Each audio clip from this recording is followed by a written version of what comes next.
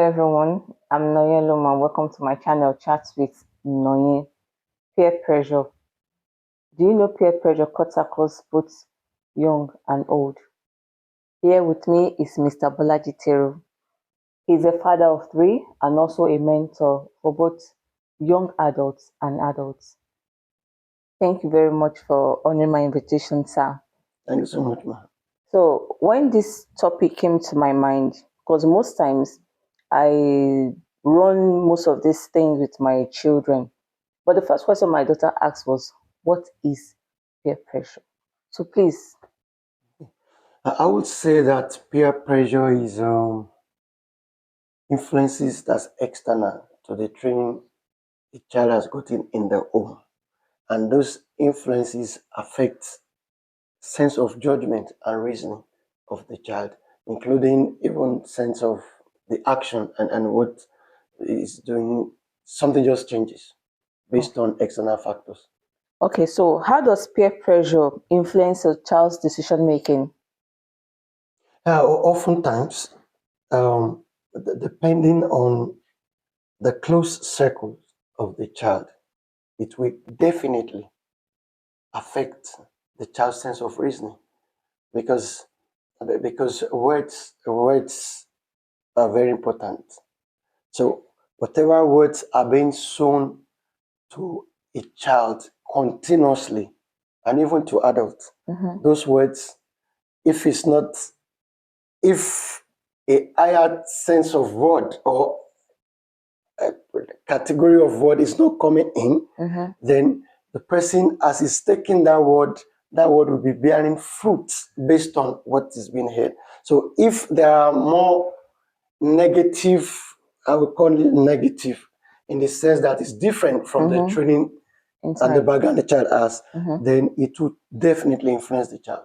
So it simply means that the upbringing from home should be louder inside of the child than the one outside. It should be louder, it should be continuous. It should not be one-off.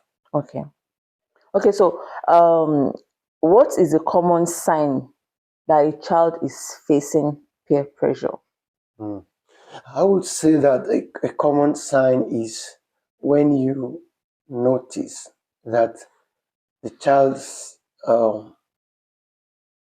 reasoning, decisions is different. You know that on a normal day, this child is like this and started showing traits of the other side, then you know something. Of course, one has to be careful because with children, it could also be age. Okay. But even when we talk about age also is influenced by the circle. So oftentimes when you see that the decision is different, the actions, what the person likes is now different. I mean, totally against the training, the background, then there is a peer pressure somewhere outside or peer influence that's causing that activity that's now going on inside. Okay, so you know, some people have a Adubo and Adubo. You understand? Those are not their peers. Yes. You understand? So such people, do you call their situation to peer pressure? I wouldn't call it peer pressure, except that if the person is exposed to them all of the time. So that peer pressure happens with whoever the child is exposed to most of the time. So it's not necessarily the child has to be, the person has to be of the child's age mates. Usually, because usually we will always, oftentimes, talk with our age mates, except those that have learned that you can start talking with mentors in order to rise, right? But oftentimes we are always, peer groups means age group. This in the middle, a little high, a little low. So oftentimes it's peer. But and you will probably have heard stories like that where some parents left a child with certain woman or sister or whatever, and over time the daughter just became like that person. Yes. So it's possible if that's the only picture and words the person is receiving from, it will certainly affect. Okay, so because something happened recently, someone offered my daughter gum, and she's 14, but we have a rule, they don't chew gum. And the first she said no, and she said no to the person, and she came to me, I was like, mommy, this person offered me gum, and I said no, and I was like, wow, bravo, good. You understand? So, but when I wasn't there, the person still went ahead to offer her the gum. At least Again. your mom is not there. You understand? She was like, no. My mom said no gum. You understand? So I appreciate the fact that my word, my voice was louder in her head than that of the other person outside. Okay, so now peer pressure, is it only negative? Is there a positive side of peer pressure? I would say peer influence will have positive sides. Of course, which could then bring a kind of pressure because you can be influenced outside and have pressure to succeed, and influenced outside and have pressure negatively. I remembered when I went to serve in Abuja those days.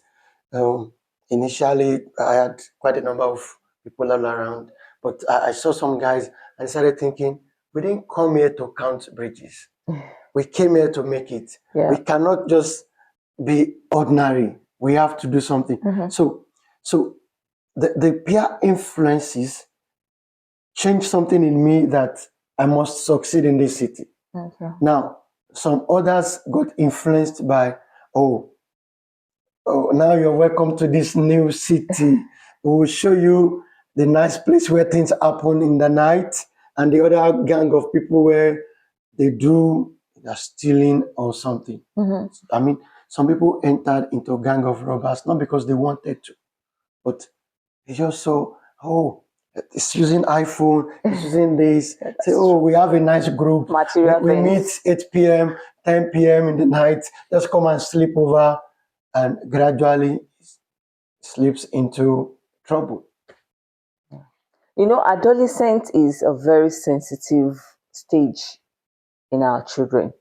Absolutely. Yeah. So, and I believe that at that particular stage of their life, they have a higher tendency of succumbing to peer pressure. Or what do you think? But I mean, absolutely, I agree with you that that adolescent age is a critical one for those children because it's that point in time where they think, I can take a decision. They've They arrived. think, yes, they now think, no, I'm not at the particular age where you don't force things on me. I should be able to reason things myself. Yes. So it's that point is really a tricky one. And I remember that my parents, they gave me one of the best proverbs I ever had. My son, when sinners entice you, do not consent. That was almost like the proverb my mom, she said every day. So I grew up, even if I don't know the proverb, I know that one. If sinners entice you, do not consent. Just like your dad said, he said I should not chew gum. He said I should not, I will not do it, even though my mom is not here.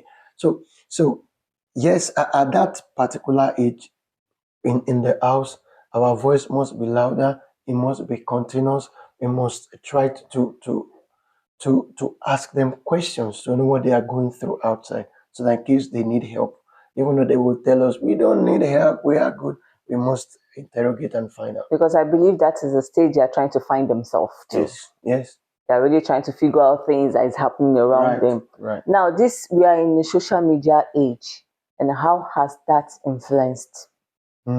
Social media. Social media is good.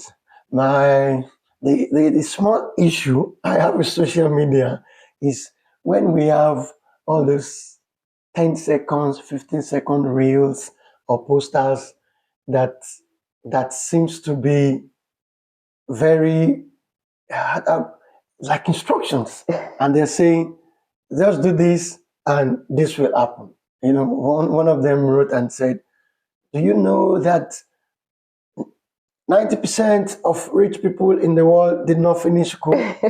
And one of my children came and said, Daddy, I saw that. They said, most of the rich people in the world did not finish school. I said, excuse me, where did you say that? It was on Instagram. I said, okay, I understand.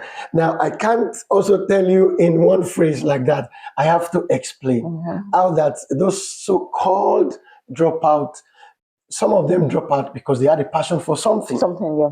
And they were pursuing that something that is physics or chemistry or automobile or software or programming. And when they still needed to do something, because the world we are will need certificate for something, they go back to some schools, get something studied up. I said, so please, let's study up the right thing. Don't worry, the other parts we fish it out. But so social media has a way of mentoring, influencing these young ones, and they are always there. Yes. So meaning when they go there and we start noticing or discerning that things, they're having a different kind of sense of reasoning or judgment, we have to ask carefully, where did you get this thought line from? Who told you that? In fact, my son, the one like just, do you know that the sun is? I said, okay, wait, where is it? A ChatGPT. I said, okay, I understand. Excuse me, do you know how ChatGPT works? It takes from machine learning and this. I said, so be careful. Then I will try to unlearn and learn. So I think it's important that while social media is mentoring them and teaching them, we also we are enlightened. Yeah. Because when we are enlightened, they won't tell us, no, you are not in our world. You don't understand. That's true. Or they know that we understand. I think it's important. That's true. And I believe that the most important thing is that we need to be their friends too.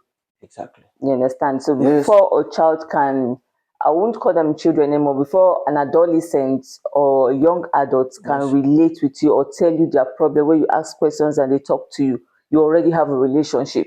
Absolutely. You understand? And that's where I feel most parents are missing it completely.